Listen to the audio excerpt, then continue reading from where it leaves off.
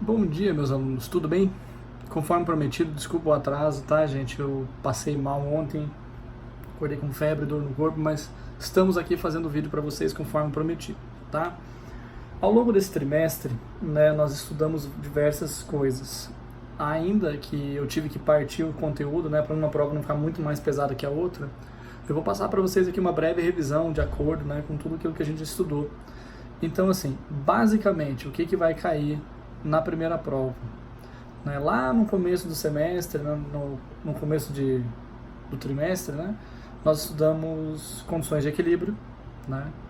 Condições de equilíbrio e existem algumas coisas, né, que você precisa saber, como o que é o equilíbrio dinâmico, o que é o equilíbrio estático, né? Isso é importante você saber, porque eu, como vocês perceberam, gosto de um exercício bem teórico, né? Porque para mim, sem teoria, você não consegue desenvolver a prática, né? Vou até falar para vocês aqui, a prova tem 3 questões de conta, tá? 3 questões de conta e o resto é tudo teórico, tá bom? São todas questões abertas, tá? Não vai ter nenhuma que é fechada. Aberta assim, eu digo, né, tem certo e errado, tem verdadeiro ou falso e tal, mas não vai ter um gabarito, eu vou corrigir a prova inteira para vocês. Beleza? Então, começando por aí, condições de equilíbrio, o que é o equilíbrio estático, o que é o equilíbrio dinâmico, você precisa saber isso, tá? Lembre-se que o equilíbrio estático, ele tem que estar parado, né? Cuidado, não se esqueça que não confunda equilíbrio estático com instável, tá? Instável e estável, não faça isso, tá? Por exemplo, uma condição de equilíbrio instável é a questão do lápis apoiado na ponta dele. Qualquer perturbação próxima dele, ele vai cair, né? O estático é assim, tudo ele vai estar parado, ele não vai ter... O somatório das coisas agindo sobre ele vai ter que ser igual a zero, né? Então, assim, fique de olho nisso aí, tá? Que mais? Nós vimos questão de torque também, né, gente? O torque era muito importante porque é uma equação muito parecida com a equação do trabalho, né? Lembra que era força vezes distância, né? Só que o torque, na verdade, ele vai ser aplicado de uma maneira diferente, né? Ele vai ter lá vezes o seno de alguma coisa, né? Então fica de olho aí nessas situações. O que acontece quando você aplica um torque, né? Condições de equilíbrio para torque e essas coisas aí, né? Condição de equilíbrio para torque é muito simples. Tem aquele brinquedo, né, que vocês costumavam brincar quando era criança, que era a gangorra. A gangorra, se você quiser ficar parado, você tem que ter um ajuste aí, se as pessoas fossem de massas diferentes, por exemplo, né? Então, gente, você dá uma estudada aí. A questão da gangorra é muito simples, né? Torque de um lado tem que ser igual ao torque do outro. E para estar em equilíbrio, a soma dos dois, né? Porque o que acontece? No torque, nós temos que escolher um sentido positivo e outro negativo. Então, se um vai ser positivo, o que está fazendo para o outro lado tem que ser negativo, né? E para ser aquele equilíbrio total tem que ser igual a zero, né? Porque se um torque for maior que o outro, vai ter rotação e não vai estar em equilíbrio, tá bom? Então, perceba o seguinte, que você vai ter uma... E como é que você representa isso graficamente? Uma coisa eu digo para vocês, gente, se você souber fazer o desenho, tá? De uma situação de gangorra ou qualquer outra coisa parecida, você consegue calcular facilmente a questão do torque, né? Porque você faz o desenho, representa as forças e tal. Lembre-se, gente, peso é uma força, tá? Peso é uma força. Então, na questão da gangorra, o peso é aquela força que a gente vai substituir na equação do torque, é força vezes distância, tá bom? Depois disso, né, gente, depois do torque e tal, nós vimos as questões de sistemas astronômicos, né, modelos astronômicos, como é que os gregos pensavam, como é que o modelo de Ptolomeu era, né, até chegar no modelo de Copérnico, no modelo de Kepler, né? Então, assim, é importante dar uma revisada aí, tem lá nos seus módulos, tá, de gravitação, e você pode ficar tranquilo com relação a isso. Vai ter uma questão teórica sobre isso, então estude, tá? Que mais? Nós vimos também a questão de alavancas, né? A interfixa, a interpotente, a interresistente, né? A interfixa é bem simples, cara. Ó, aqui é um exemplo de interfixa. Tesoura. O que acontece isso? O ponto fixo está no meio. Tá vendo? Então o que acontece? A minha força potente são meus dedos e a força resistente é o que eu estou cortando. Né? Nós temos a interpotente, por exemplo, que quem fica no meio é a força potente, por exemplo, um exemplo clássico aí é a pinça, né? A interresistente tem a gente pode pegar lá o esmagador de batata, né? O esmagador de limão, quebra-nozes, né? São todas questões desse tipo aí, né? A respeito, gente, das leis de Kepler, o que você precisa saber? Você precisa saber as três, tá? O que você precisa saber? Veja só. A primeira lei de Kepler diz o seguinte, é a lei das áreas. Não, desculpa, a lei das órbitas, tá? A lei das órbitas diz o seguinte, foi Kepler que descobriu que os planetas, eles não giram em órbitas circulares, como era previsto, né? Ou pelo menos abordado por outros modelos. Ele percebeu que as órbitas eram elípticas, tá? E o Sol ocupava um dos focos dessa elipse, né? A questão da Terra é muito simples, né, gente? Porque a excentricidade, depois você vê o que é excentricidade, mas é questão geométrica da elipse, ela é muito pequena, tá?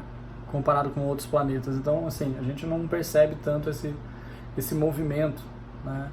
Lembre-se também que é devido à posição em relação ao Sol que nós temos as estações do ano, né?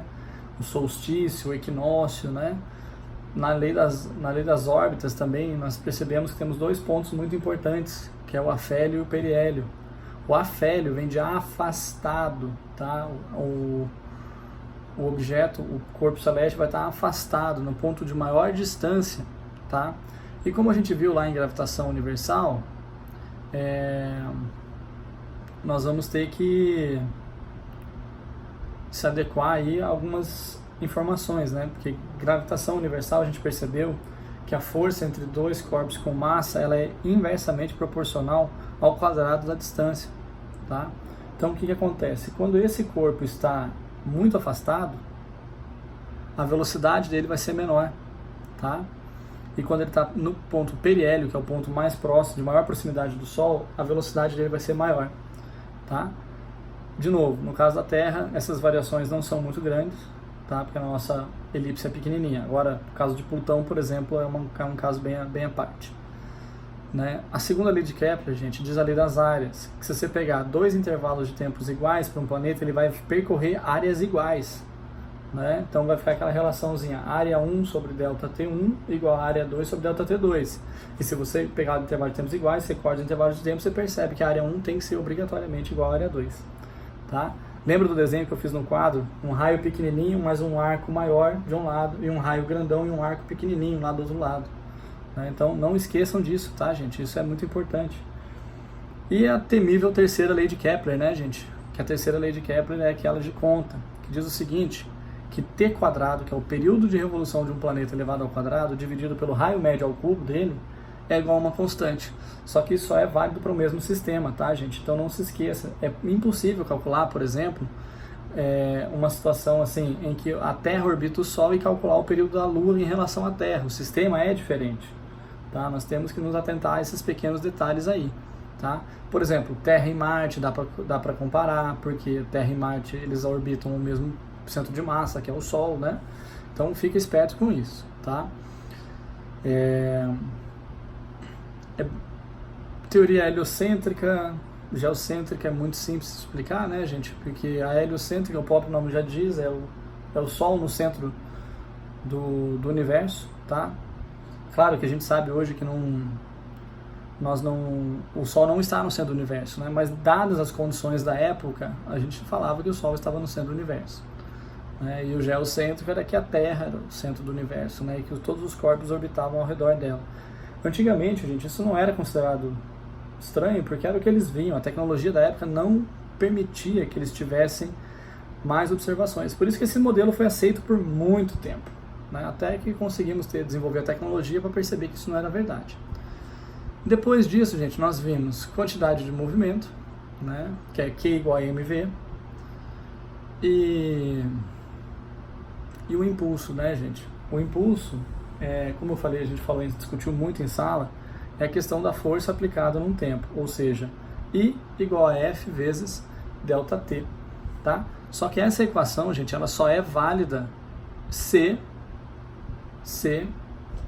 né, a força for constante. E como eu já tinha avisado para vocês, na prova não vai ser constante. Então, o que você precisa saber? Calcular a área do gráfico, tá bom? Calcula uma área, você pode fazer, para o ensino médio, né, você pode fazer de qualquer jeito, desde que esteja correto, tá? Veja, nós normalmente trabalhamos com triângulo, com retângulo, né, ou com trapézio. Então, o jeito que você vai fazer, para mim, não importa, desde que esteja correto, tá bom? Gente, vale lembrar também que é importante que vocês coloquem os cálculos na prova, mesmo que a questão seja de marca X, tá? Porque eu posso considerar alguma coisa para vocês, né? Estou aqui para ajudar vocês, então é isso, tá bom? Vocês podem me seguir no Instagram, né? Até o Pedro veio falar comigo hoje já, né? E já passei umas coisas para ele, então já está também no Maris 3.0 os conteúdos da prova, tá bom? E vocês, por favor, vejam esse vídeo, tá? Qualquer dúvida vocês me mandam. Eu queria ter resolvido as listas no vídeo, gente, mas eu não estou em condições de fazer isso. Então, assim, você pode me mandar um exercício que eu dou um jeito de resolver para você, te respondo, tá? E foca na teoria, tá, gente? São 10 questões, se não me engano, na prova, tá? São 10 questões. E são 3 de cálculo que eu tinha falado, né? Vamos ver, são 3 mesmo? São 3 de cálculo, tá? Queridos, eu desejo para vocês uma excelente prova, tá? Eu adoro poder dar um 10 para vocês, vocês são uns caras feras, né? A pessoa que está perigando aí, estude, que é possível, eu acredito em vocês, tá bom? Tô postando esse vídeo no YouTube e vou botar no Maris 3.0 assim que eu tiver o link, tá? Assistam, gente, assistam.